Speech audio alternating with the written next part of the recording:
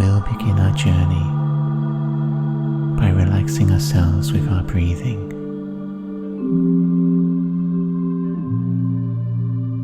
Breathe in and out a little bit more deeply than before. Feel the breath going in, bringing in a sense of warmness, relaxation and space. Breathe in and feel how your body minutely adjusts, swaying very slightly. You're becoming more light, weightless. Breathe in and imagine your body is a series of empty spaces, caverns, caves linked like tunnels. Your breath goes into those quiet, still places, making no more noise than a dry leaf blowing over the ground, turning like a speck of dust, exploring, making yourself lighter, more calm. You're a large, empty space tethered to the earth by this body. The muscles in your body surrender to gravity. Less and less of you will need holding up. Feel yourself dropping down, completely relaxed.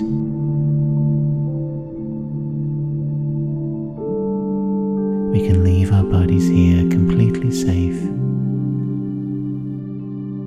Let's move out now. See where our breath takes us.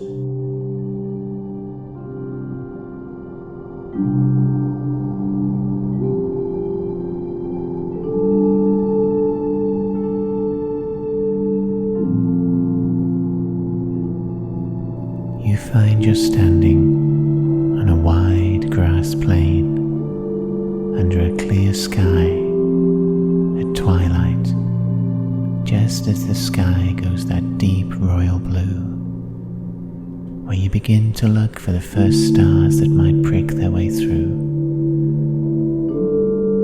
Around you, grass is whispering, as tall as your knees.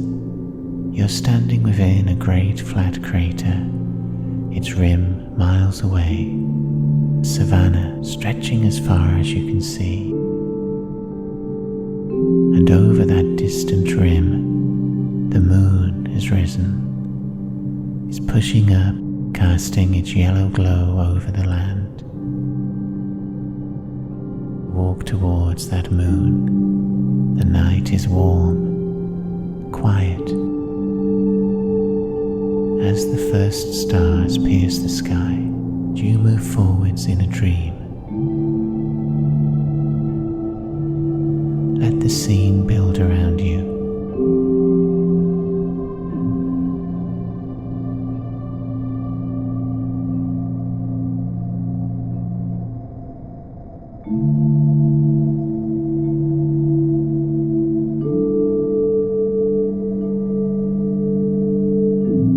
Be aware that in this meditation, we're going to work with someone who's been making you angry, with the issues you have around them.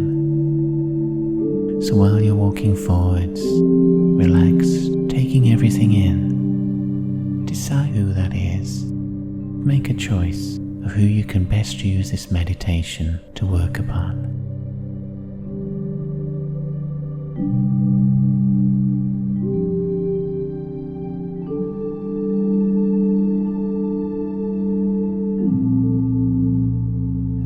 You've wandered into a family, a copse of young silver birch trees. Their slender white trunks are not much wider than your own arms. Their fine, tiny leaves blow in the breeze. Lie back in the grass. You'll find the grass is dry, silky smooth. You're looking up now, up through the branches that are silhouetted against that royal blue sky, the first stars, and also the face of that moon wide in your vision.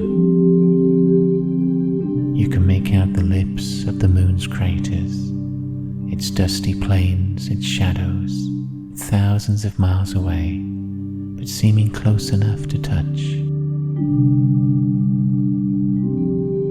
Faced with this familiar disk, note how this is the moon that's watched you through all of your life here on Earth. This moon has lit those magical moments when you've been able to walk in its light, exploring at night.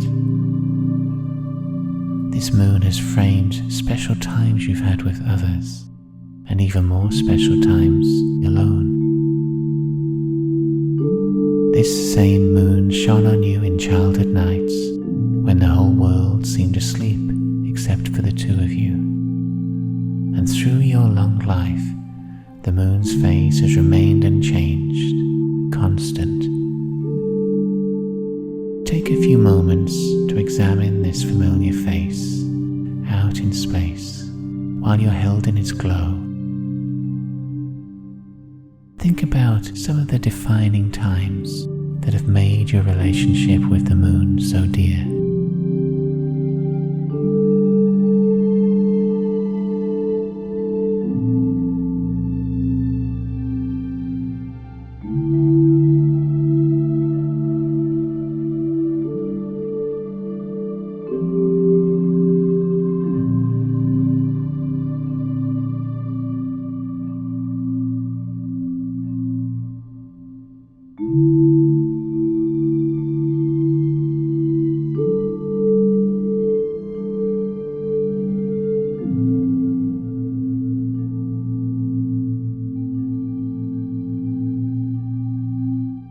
As if you're awakening from a dream amongst these silver birches, now you're standing up, you're stretching your muscles.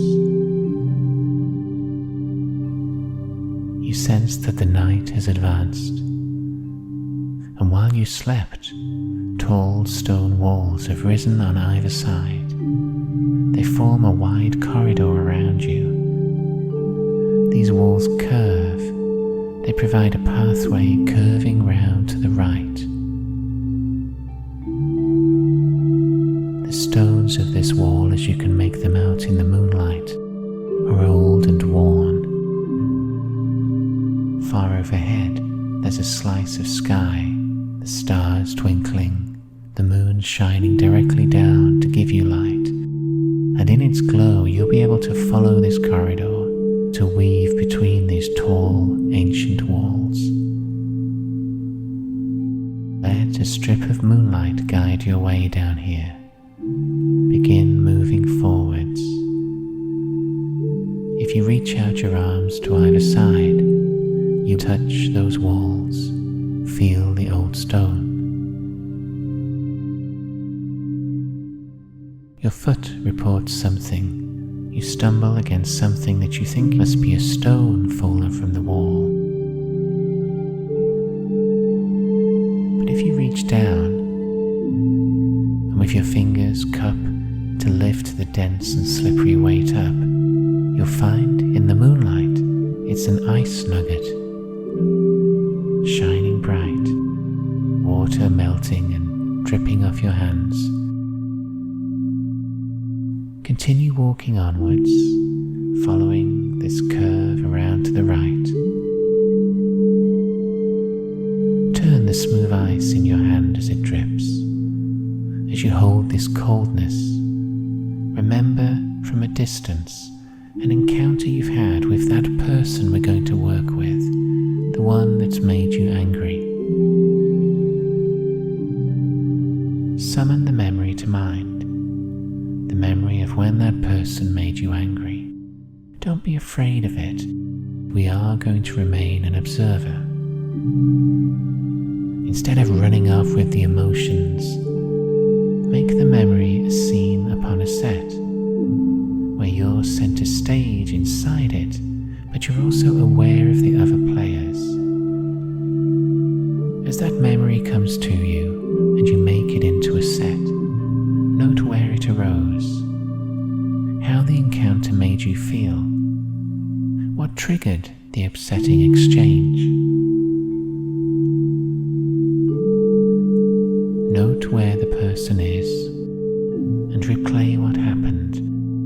As the memory unfolds, remain an observer, feeling the emotions but surveying them as well from a distance.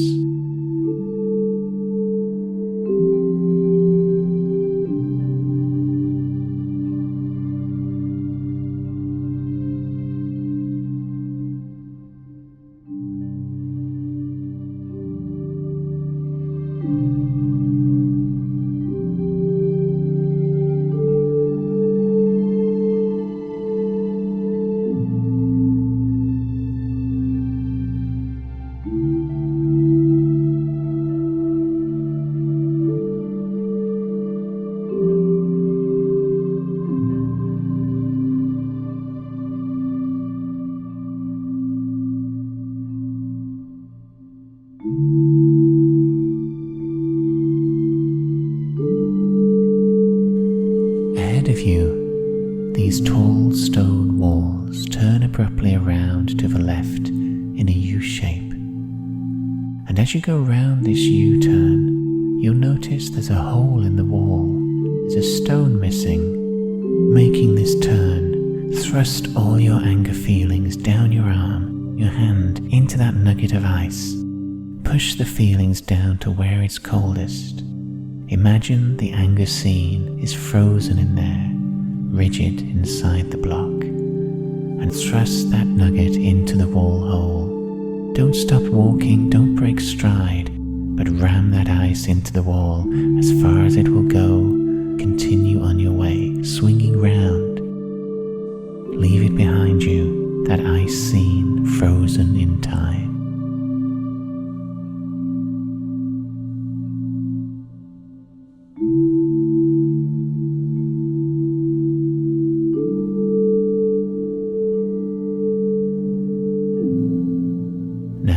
Walking on between tall walls of ancient stone.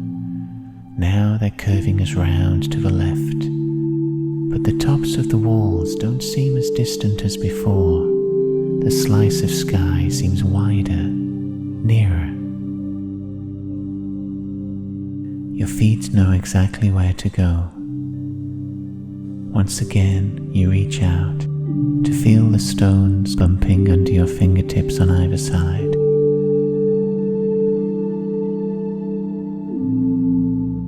Something flutters down, tickling your nose. You bring your hand forwards and catch it, a curled, crisp leaf from autumn, colours stolen by the moonlight. Cup it in your palms, walking onwards, following this curve to the left.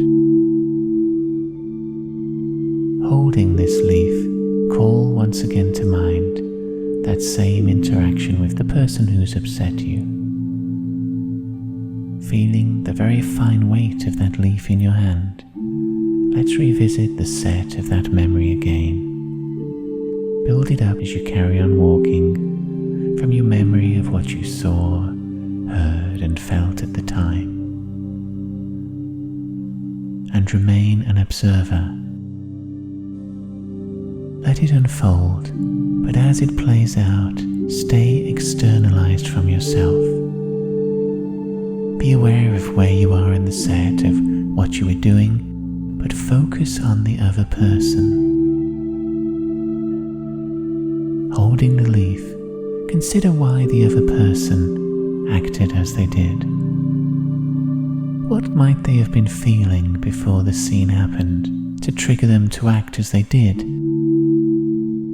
Though it may be challenging, try to stand in their shoes and see reasons for their behavior. And remember, we're not justifying the other person. We're not forgiving or condemning them. We're only observing.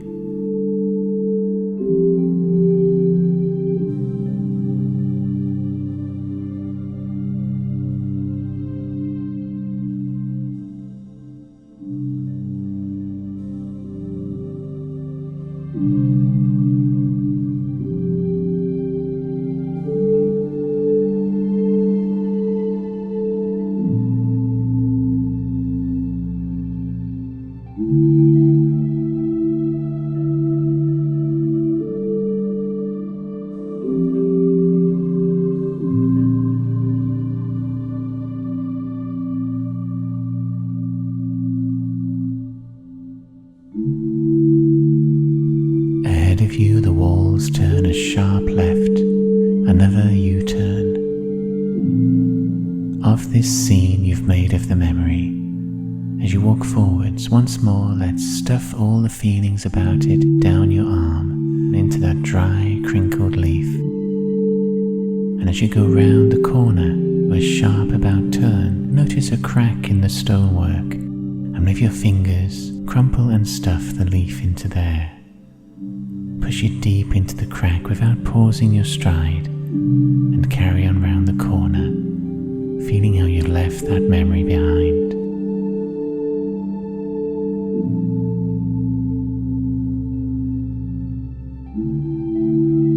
The pathway is going round to the right again. The sky is wider because the walls are lower. Now the wall tops are barely above your head. Overhead in the sky you sense the band of the Milky Way. You can see treetops, those young birches, silhouetted against the blue. You can still reach out your hands on either side and touch the walls. And as you do, you notice a flower head on the pathway before you, bleached in the moonlight.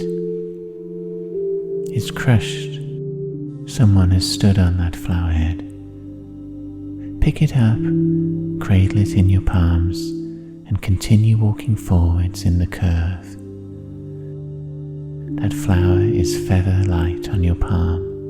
As we walk, once again, we're going to summon mentally that anger scene. We're going to build up the set a third time, with you center stage, as is the other person. You're fully aware of what was going on during that scene in your head, and you have some ideas now of what might have been going on inside their head as well. This time as you walk in your mind, halt the scene, freeze the action as if you're pressing pause. Imagine you're downloading this knowledge of what's in your head, what's in theirs, into both of you, so that you both know why the other is acting the way they did. If you now press play, let the scene continue. Does that knowledge in both of you change at all what happens? It may affect your behavior. Does it affect theirs?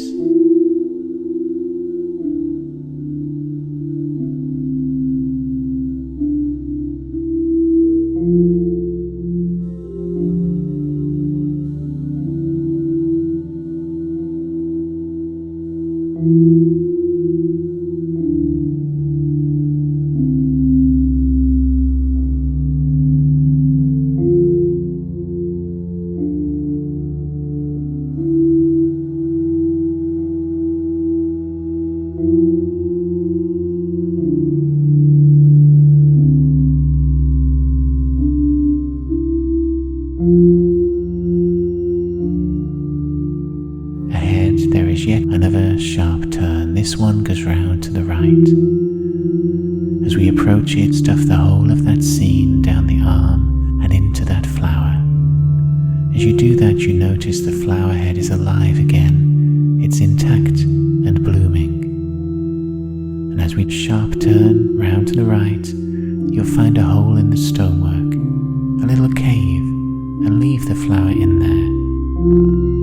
And you can walk away without breaking pause, leaving it behind.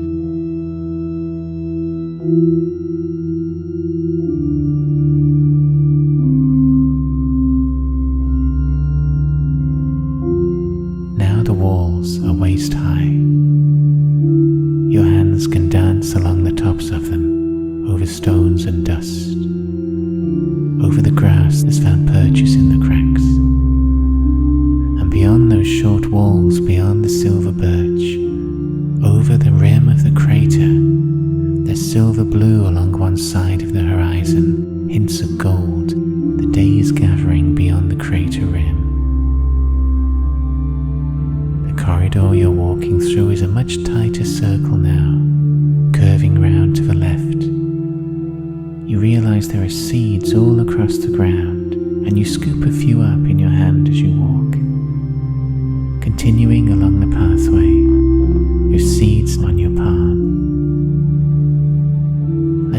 revisit again the anger scene in our minds. We'll build it up one final time as we walk, but this time the set is deserted. There's no showdown, no people, no sense of passing time. Still build the setup carefully. You know exactly what its layout is, what goes where. Walk in this set like a ghost, a disembodied being. Go through all that's familiar there, imagining clearly that the event will not happen. Invest the scene instead with peace, with calmness. Imagine all the elements there, all the aspects of the set have been put in place but will never be used. While you do that, roll the seeds between your palms. Wipe the scene clean. Feel it shrinking further and further, deeper into your head.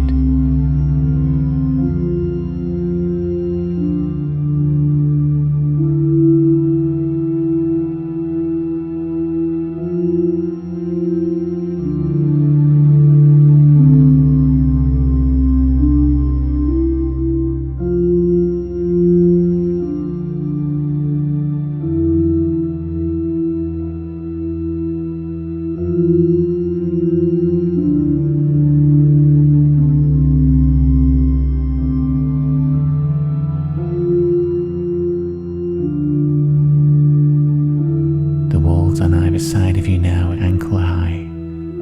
The grass almost hides them. Your pathway ahead turns left in a sharp turn, the final one. And as you follow it round, drop the seeds across the walls.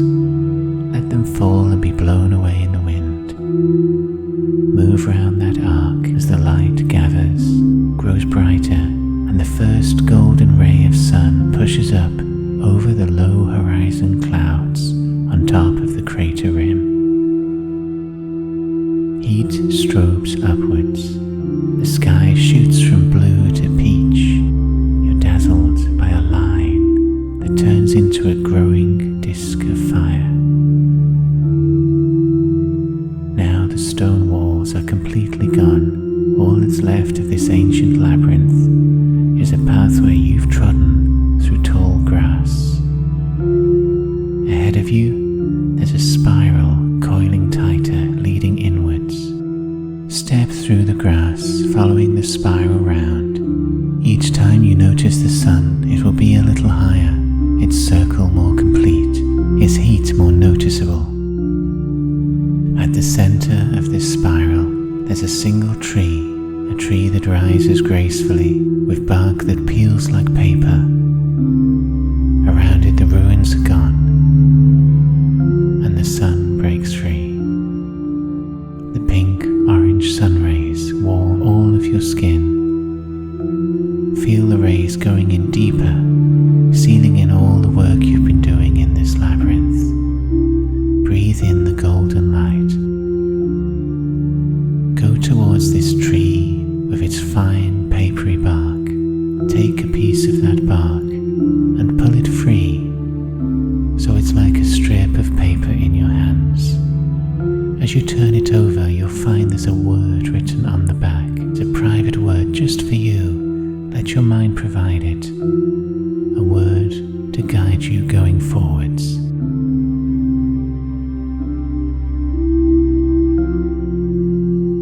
Now it's time to leave this wide savanna, to leave this tree of papery bark. If we turn back, we're amongst the young silver birches again. Our spiral of steps leads us through the grass outwards. It leads through a labyrinth pattern, but the walls are long gone. As you move forwards through the whispering grass, thank these prairies for allowing you this time to go through the labyrinth, to reconnect with the moon. And remember, this place is somewhere you can come to easily again, anytime you choose. choose to.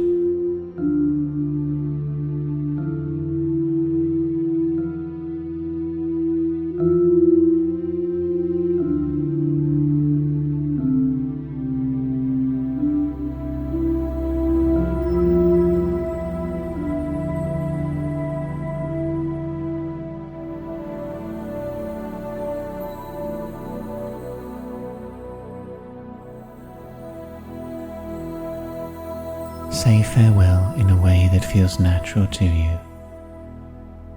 And as you turn, notice the breeze, how it's become stronger.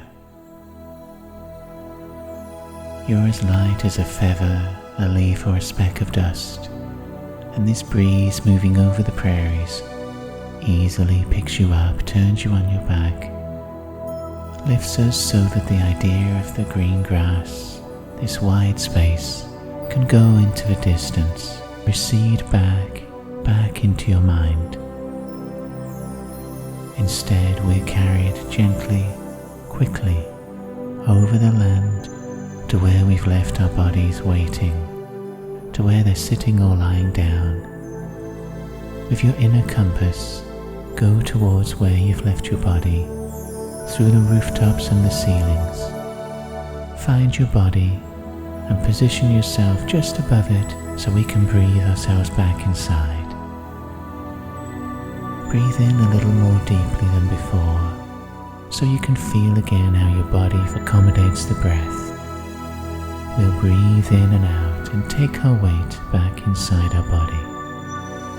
So breathe in all the way down to your legs and to your feet. Go down to where your heels, your toes and your ankles are. Leave yourself down there. Breathe in again and let's go down to where your lower legs are, the ankles leading up the calves to the knees. Leave your weight down there so your feet and your lower legs are starting to feel your own again. We'll breathe in again, going down to the hips and down to fill the upper legs, to the tummy, to the lower spine. Still breathing in, bringing in weight. Let's go up the vertebrae of the spine, one after the other, finding where the ribs branch out. Leave your weight there. Bring yourself back inside. Let's fill the whole of the chest with our essence, so that now from the shoulders down to the legs to the feet, we're beginning to feel like an organic whole. Breathe in again and let's go down the arms, all the way down to the fingers, the palms, the wrists. Bring your weight down there. Breathe in again and go down to the elbows, the forearms. Fill the upper arms so they connect to the shoulders. And now let's breathe in our own weight back up through the neck. Breathe up into the head, into the curve of the skull. Fill the area between your ears, behind your eyes, where your mouth is.